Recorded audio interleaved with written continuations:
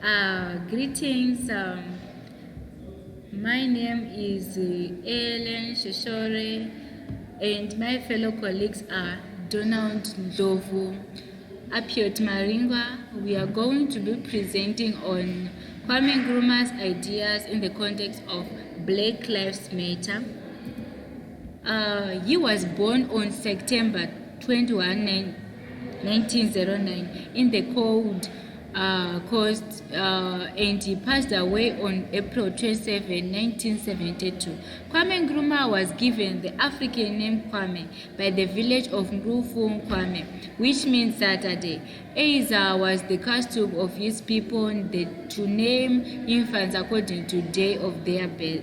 So basically he was named Kwame, meaning Saturday, because he was born on Saturday. He was educated in a Roman Catholic mission school, and he became a mission school teacher. In 1935, he went to the United States to further his studies. Nkrumah spent 10 years studying and teaching at Lincoln University in Pennsylvania. He read widely and was attracted to socialist ideas, Karl Marx, but it was the work of the Jamaican nationalist Marcus Garvey, Pan-Africanism, that made the greatest impact on his thinking and actions. He led the Gold Coast to independence from Britain in 1957, becoming Ghana's first prime minister and president. Nkrumah was a prominent proponent of Pan-Africanism and a founding member of the Organization of African Unity. In 1962, the Soviet Union awarded him the Lenin Peace Prize. These are some of the pictures of Kwame Nkrumah and Marcus Garvey. Kwame Nkrumah saying that I am not African because I was born in Africa, but because Africa was born in me. Then Marcus Garvey says that if you have no confidence in self, you are twice defended in the race of life. Then I'm going to present on the Kwame Nkrumah and consensus. African nationalism has been termed the greatest political phenomenon of the later part of the 28th century. One of the most important driving forces behind that movement was Kwame Nkrumah. He became the first president of independent Ghana in 1957. Nkrumah believed he had a messianic mission to do for Africa, what Marx, Engels, and Lenin had done for Europe, and Mao Zedong for China. He saw himself as the hero of a free and independent, liberated, unified Africa. An Africa built on socialism, the socialism of consensus. The similarities between the specter of Black Power and the Communist Manifesto is unmistakable. He says in part with a decisiveness and the force which can no longer be concealed, the specter of Black Power has descended on the world like a thundercloud flashing its lightning. Nkrumah looked forward to the emergence of Africa as a vital world force after the liberation from colonization and economic domination. This is why he believed that the building in socialism in Ghana had to be accompanied by the building of socialism in Africa. As he addressed the crowd gathered at the Polo Ground to witness the birth of Ghana as a nation, Nkrumah said, "Fellow Ghanaians, at long last the battle has ended. Thus Ghana, your beloved country, is free forever. From now on, there is new Africa in the world, and that new Africa is ready to fight his own battle and show that Africa, after all, the black man is capable of managing his own affairs." We are going to demonstrate to the world, to the other nation, young as we are, that we are prepared to lay our own foundation. We are going to seriously create our own African personality and identity. To this effect, he wanted to concile his own socialist ideas with the development of Pan-Africanism and the extension of African personality. This was not going to be easy because apart from Ghana not being ready for the radical application of socialism, many African states were also resistant or at least indifferent to political unification. It is a consensus philosophy and ideology of for decolonization. This manifesto for Renaissance in Africa is fully developed and articulated. He was convinced that Africa could not be free as long as it was still economically dependent on capitalism. Nkrumah saw that the only way Africa would protect its hard-won freedom was by freeing itself from the grip of economic imperialism. He hoped to learn from Marxism of Marx and Lenin, without at the same time embarrassing its philosophy entirety, preferring, as Legum puts it, to approach Marx through African eyes rather than approaching Africa entirely through Marxist eyes. Apart from Marx, Nkrumah was influenced by other figures like Marcus Garvey, William Adult, B. Dom Bruce, and perhaps more importantly, George Pedman. He saw African communalism as the basis of the construction of the kind of the socialism required for this purpose. He did not envision a socialism that would bring about some kind of Marxist revolution, but rather one that was a natural evolution from traditional communalism. Nevertheless, Nkrumah was a realist and he saw the difficulties that beset the implementation of such a great project. Top on his list of problems, there was lack of socialism, means that which he hoped to achieve by the mobilization of the masses through his Wagner's conception of political organizations. Nkrumah was more sympathetic to Marxism rather than to Sanghon, and in fact, as the latter thought materialism was incompatible with religion. Nkrumah did not affect that in manifest in his ideology and his convention of the intimate relationship between abstract philosophy and political practices. Though not an orthodox Marxist, Nkrumah believed dialectical materialism to be consistent with both Christian theism and metaphysics of African traditional worldview. He cleverly distinguished between materialism as the theory of the sole reality of matter and the materialism as the theory of the primary reality of matter, consequently subscribing to the latter and dismissing the former as being in conflict with human experience, as made manifest both in Christianity and African traditional value system. For Nkrumah, dialectical materialism is taken in the sense a theory of the primary reality of matter and is accommodative of both mind and spiritual reality of human experience. The latter, reducible of matter to energy and physical quantities, give rise to emergence in science, was held as a model for the emergence of self-consciousness from that which is not self-conscious in philosophy. Thus, in the understanding of Nkrumah, from the primary category of matter, we derive the category of mind, biological processes of data about nervous matter in a similar way as we derive the concept of average men from the concept of living men and women. Nkrumah's categorical is faced with the insurmountable problems, chief among them that of reconciling dialectical materialism with Christianity, which lead to the unsavory conclusion that supreme being of Christianity is a kind of emergence from matter.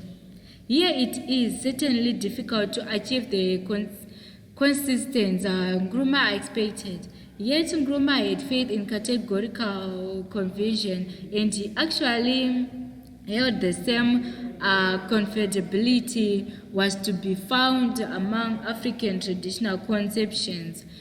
This made it possible for him to combine Marxist materialism with the traditional African thought. As Woodon explains, it is not by the appropriation of Marxism intended to compromise his African authenticity. On the contrary, to synthesize traditional African thoughts with the trends of Islamic and Euro-Christian influences as they were found in contemporary Africa. Marxism philosophy offered him the possibility to achieve such a synthesis to what he became to offer as philosophical consensusism. To him, philosophical consensusism agrees with the African idea of the absolute and independent existence of matter, the idea of its power of self-motion, the idea of categorical convertibility, and the ideas of grounding of ethics in the nature of human person. Moreover, traditional African thought includes an attitude toward the human person which can only be described in its social manifestation as being socialist. In this regard, African communalism was regarded as the social political ancestor of socialism. In this project of an all-African socialist reconstruction, Nkrumah was carefully not to be able to, in a simplistic, the goal was not going to be achieved simply by the disappearance of colonialism or neo-colonialism. Neither was such a project achievable by simple return to the status quo that is to the communalistic society of social Africa. Thus, he maintained social evolution is a dialectical process. Islamic civilization and Europe colonialism are both historical experiences of the traditional African society, profound experiences that have permanently changed the complexion of the African society. In authentic response to the African situation is to wake up from the suggestion that today's African societies are communalistic in the same way as the traditional societies were. The contemporary African society is one which has come into contact with other people and has experienced political subjugation, economic exploitation, educational and social backwardness, industrialization, which result into acculturation. This, according to Nkrumah, is the kind of society that we should be focusing on. The way forward should be geared towards making African society resilient itself in the modern context. To him, All this should not lead us as a Sahom towards accommodating positive elements of colonial rule, because these elements are imbued with a social political philosophy that is incapable with the philosophy underlying communalism. We should opt for socialism because in it the principle of communalism are given expression in modern circumstances. Only under socialism can only reliably accumulate the capital we need for our development, and also ensure that the gains of our investment are applied for general welfare. I will leave the following to Donald. Okay. Greetings, my name is Donald. I'm now moving on to Pan-Africanism. Pan-Africanism. After the Second World War, African leaders who were mainly educated intellectuals decided to fight for independence. They were also attracted to the idea that once independent, African countries should join together to a pan-continental union. D. Zizwe, 2004. Okay, here the idea is that after they get independence, they decided to get independence, they just got the idea that of Pan-Africanism, they would fight for their union as a continental.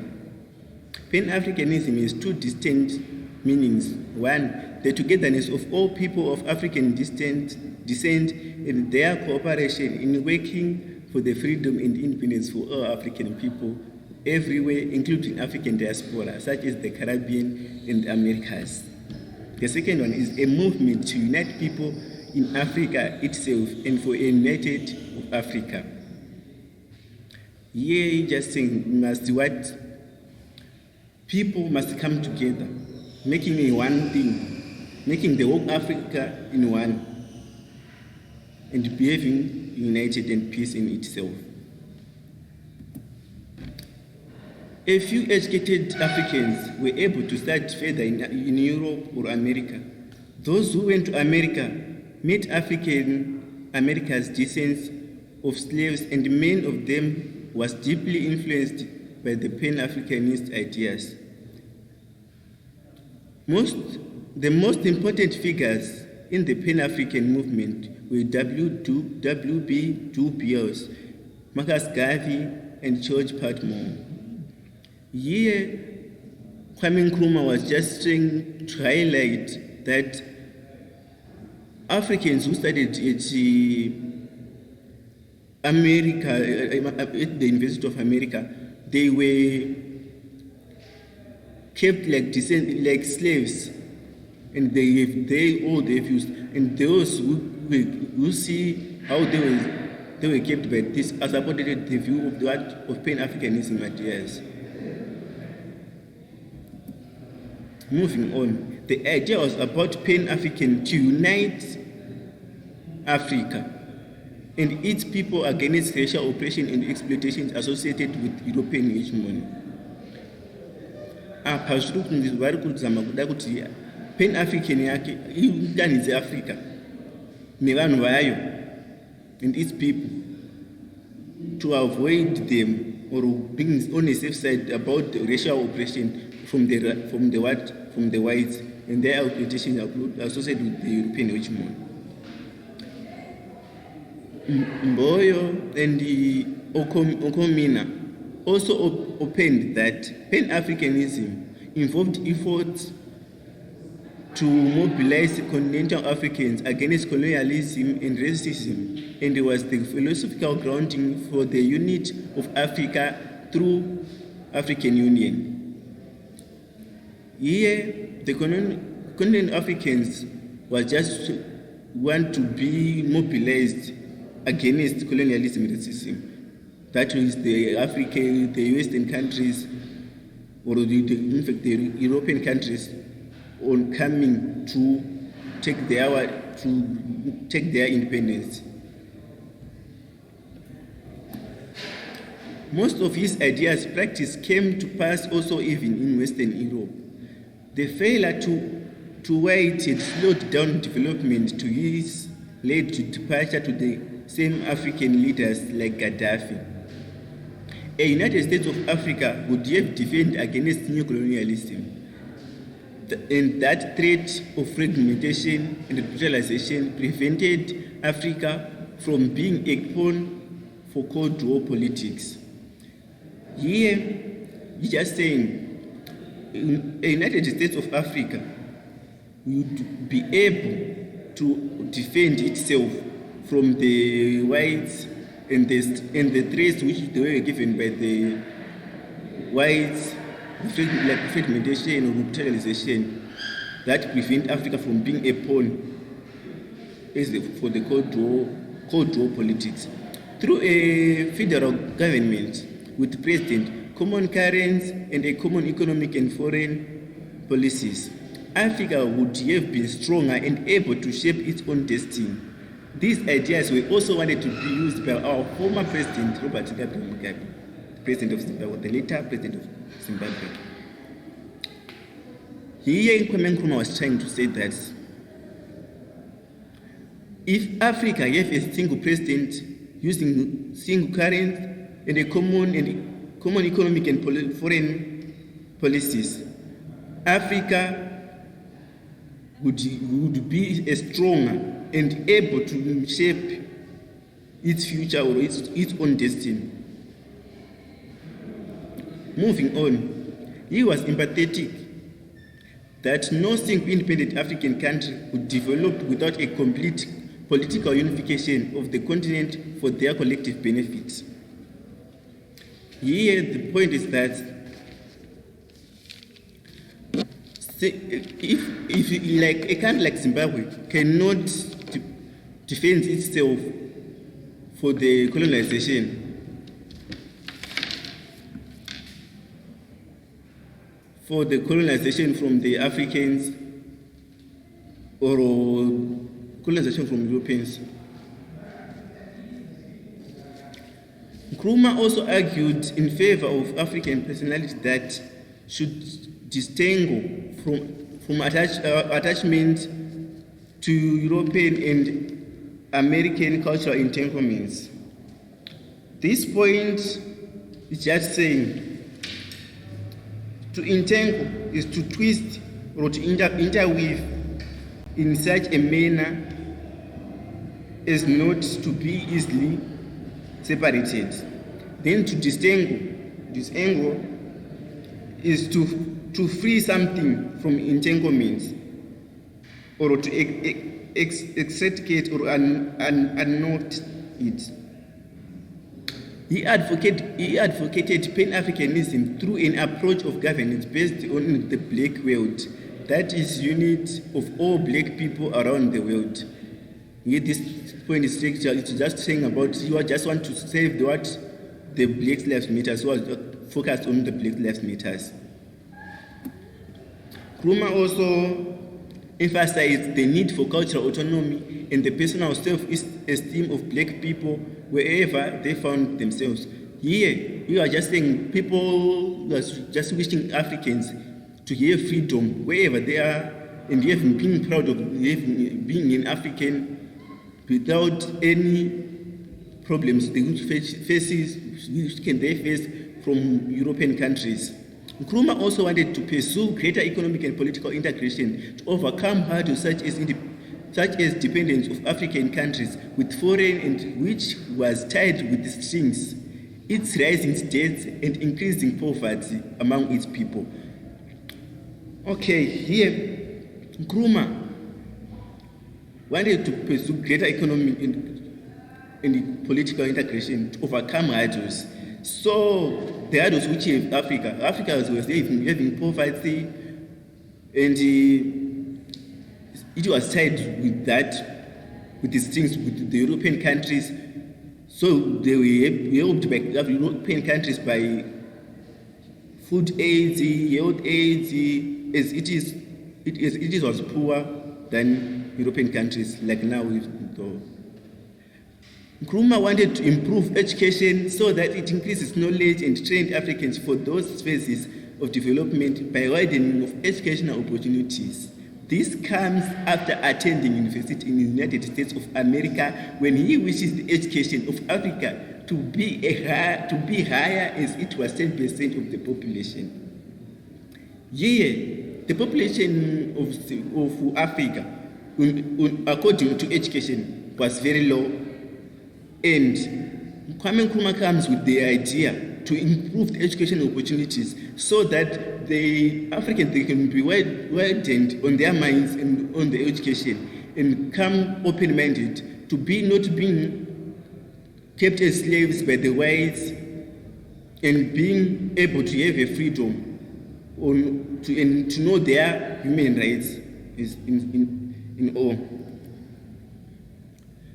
There is the second vision, or another vision of Kwame Nkrumah, the ability of newly independent countries of Africa to be able to, one, to dealing themselves from past colonial masters and the new neo-colonial ones. The second, the strength and the feasibility of united African countries.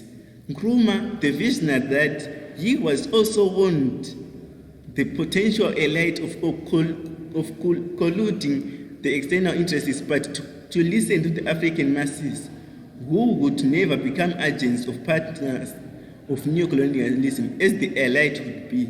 Here, the point of Nkrumah is that he was just giving a warning to the Africans that they must focus on African masses, on meetings, on what the Africans they are planning on, other than to listen to the potential of the elite, those of the Africans who will become the agents of the new colonialism, on coming to colonize them as they were friends before. According to Dudu 2012, page 86, identify 3 objectives of Nkrumah in his Pan-African vision of political integration of Africa. The first objective was that the overall on a continental scale. The second, a unified land, sea, air, and military defense strategy. And lastly, a common foreign policy for all African countries. Here I'm going to leave the rest to Abiot Maringwa, who will come and give us the left one.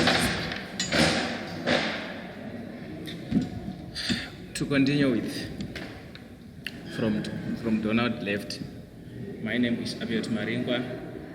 As he said before, I'm going to carry on from Donald left and bring about the reasons why Nkrumah failed to get support from his people, the Ghanaians, to say. These are the main reasons why he failed to gain support from Ghanaians. His economic policies were unpopular, so to say, most of the people were not knowing his economic policy. His policies involved harsh and Soviet-style industrialization, including almost complete government control over the economy. So, leading with a harsh ruling, so to say, no one will accept such a person, because people need freedom of speech, freedom of everything. So he was a little bit harsh, so to say.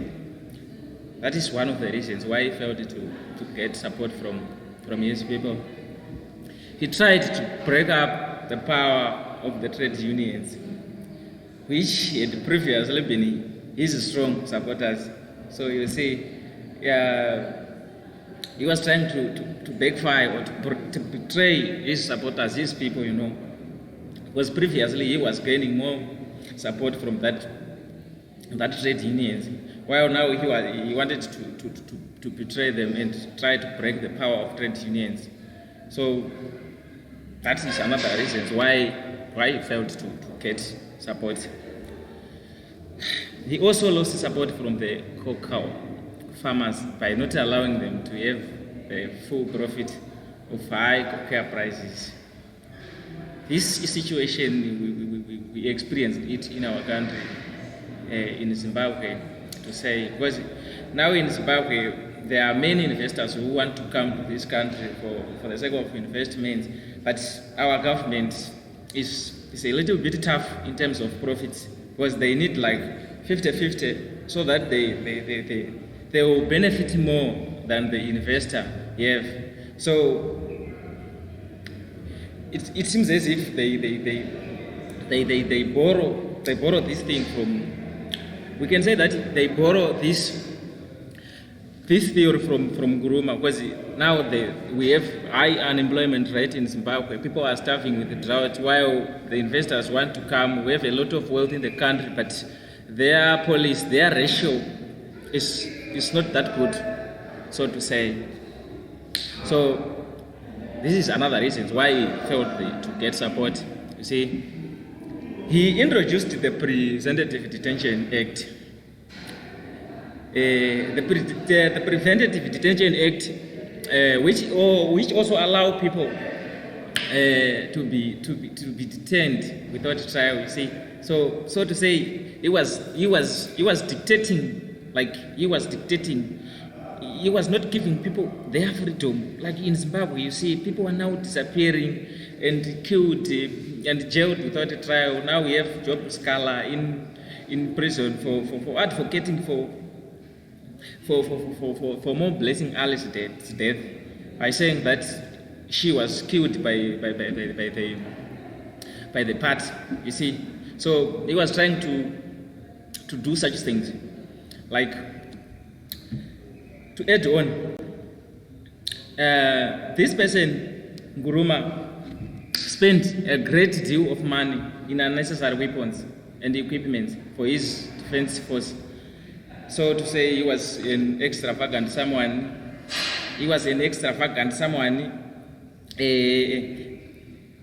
Using money of the state, like using money to buy equipment to defend himself.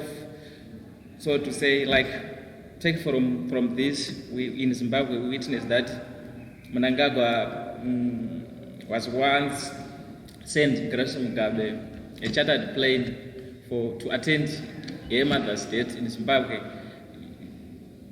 A highest paid plane. So you see, that man was the man of the state. So he is using man for the expense of the state, while the state are starving.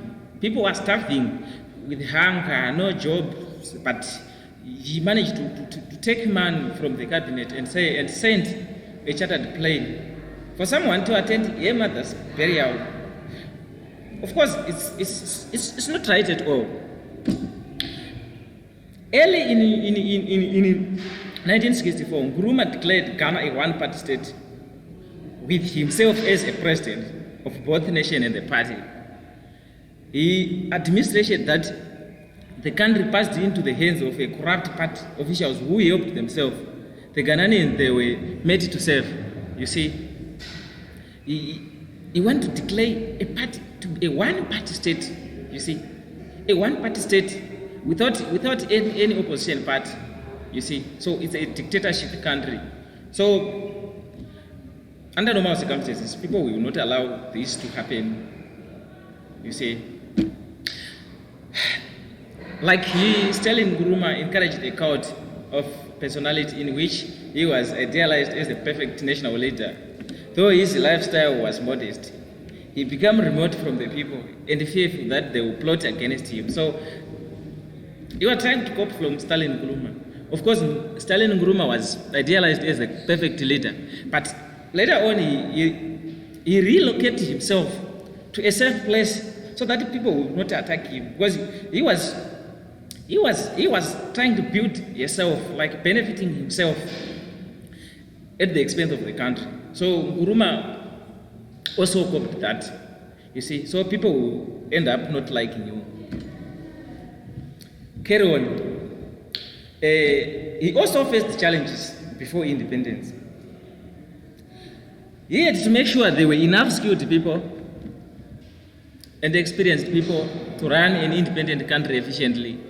Of course, all we know that it is difficult for one to have trusted people, because we are not born to trust people, you see, naturally. So it is difficult for one to trust people so that they can help you to run the country efficiently. In this country, we see that people are like bitches. They come from this party and join this party for spying information, and they go back and they trying to confuse people, you see, so that at the end of the day we can see that people are not trustworthy, because the one who trusts will betray you in the future. So to say, he had to bring together the 4 regions of the Gold Coast colony into a single state. It is difficult, so to say.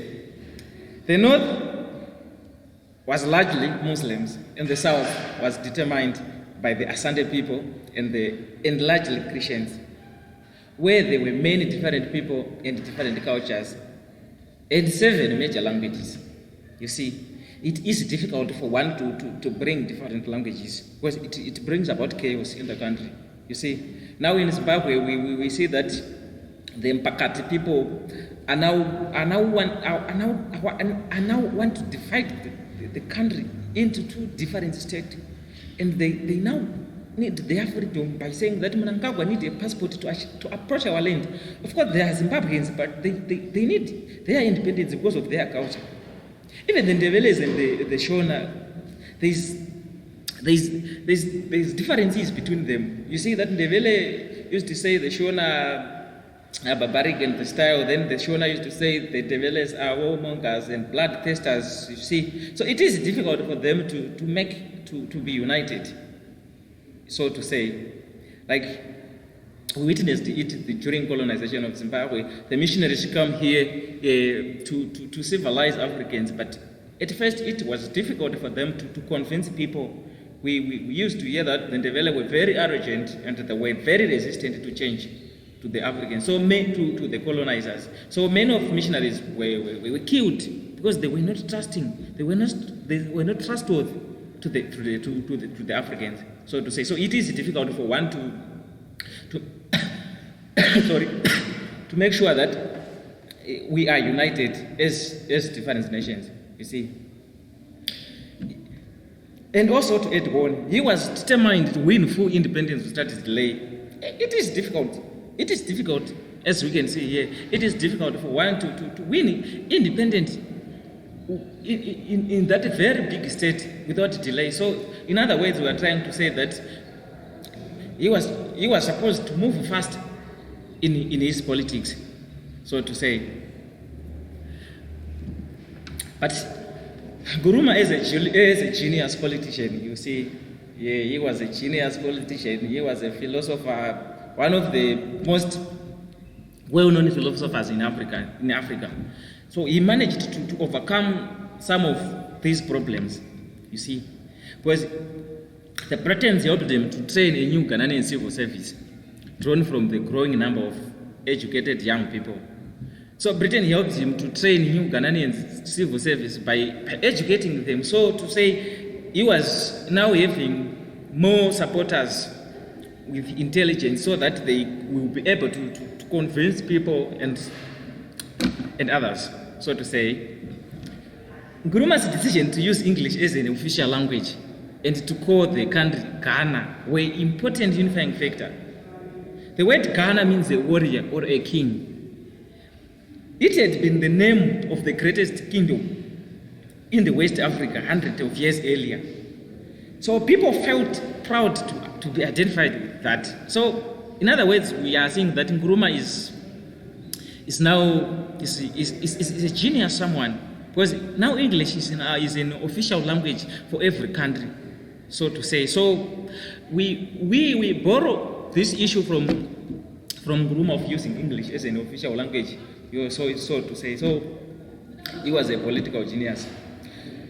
After their humiliation ensues crisis of 1956, the Britain were eager to grant this reliable colony its independence, and all Gold Coast people wanted it, even though they were different in some issues.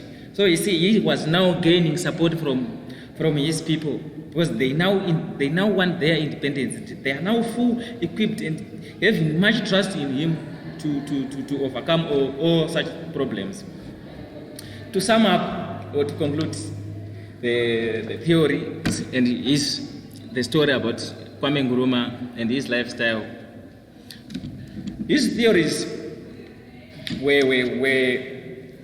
were all known about having independence of Africans. He advocated for independence of Africans by saying that blacks must free themselves from colonizers, which is the whites. Without you, he advocated that they must use their conscience to gain or to win their freedom. Borrowing from Karl Marx, but while Karl Marx is known to be using communism, while Kwame Nkrumah is now using conscientism as a theory to make sure that blacks are gaining their independence. So to say, Nkrumah was advocating for independence and freedom of Africans by using their hearts, their home, and the stuff. So his philosophical theories were also good in our history, so to say. So yes, some of our reference list we used to pump up our story and our essay. We are done. Thank you.